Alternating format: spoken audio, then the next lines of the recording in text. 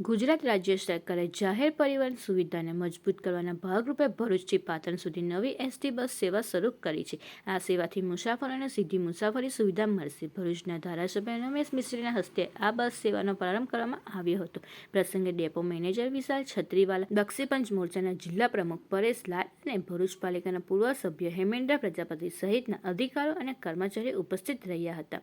નવી બસ સેવા શરૂ થતાં મુસાફરોને હવે વચ્ચે બસ બદલ્યા વિના સીધી મુસાફરી કરવાની સુવિધા મળશે। આ રૂટ ઉત્તર ગુજરાત અને દક્ષિણ ગુજરાત વચ્ચે પ્રવાસ, વેપાર અને શિક્ષણ માટે અવરજવરને સરળ બનાવશે।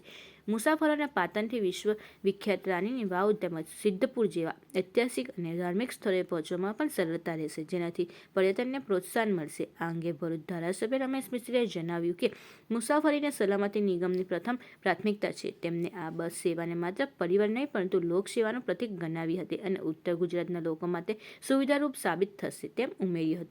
તેમણે ગુજરાત સરકારના મુખ્યમંત્રી અને ગૃહમંત્રીનો આભાર વ્યક્ત કર્યો હતો। નોંધનીય છે કે રાજ્યના મુખ્યમંત્રી ભૂપેન્દ્ર પટેલ અને નાયબ મુખ્યમંત્રી હર્ષ સંઘવી દ્વારા રાજ્યની 182 વિધાનસભા માટે 182 નવી બસોની ફાળવણી કરવામાં આવી છે, જેના ભાગરૂપે ભરૂચ ડેપોને આ નવી સેવા મળી છે। આ નવી બસ સેવા શરૂ થવાથી ભરૂચ જિલ્લાના મુસાફરોમાં ખુશીની લાગણી વ્યાપી છે।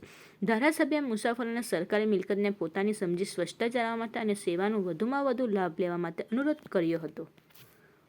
રાજ્યના મુખ્યમંત્રી શ્રીમાન ભૂપેન્દ્રભાઈ પટેલ અને ડેપ્યુટી સીએમ શ્રી હર્ષભાઈ સંઘવી, જેઓ ગૃહ અને વાહન વ્યવહાર વિભાગનો હવાલો પણ સંભાળે છે, એમની વિશેષ ઉપસ્થિતિમાં 2 દિવસ પહેલાં ગાંધીનગર ખાતે રાજ્યની 182 વિધાનસભાઓમાં 182 બસોનું લોકાર્પણ કર્યું છે। એના ભાગરૂપે આજે ભરૂચ એસટી તંત્ર દ્વારા ભરૂચથી પાટણ, અમદાવાદ, મહેસાણા થઈને આ બસનું લોકાર્પણ કરવામાં આવ્યું છે।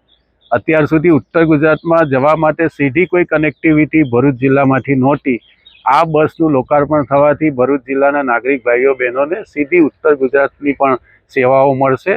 સવારે આ બસ પાટણ જશે ભરૂચથી અને સાંજના સમયે પાટણથી ભરૂચ પરત ફરશે, જેનો લાભ ભરૂચ જિલ્લાના નાગરિકોને મળવાનો છે। એ આપણે આજે આ લોકાર્પણના કાર્યક્રમના માધ્યમથી પ્રજાને આપણે જણાવવા માંગીએ છીએ।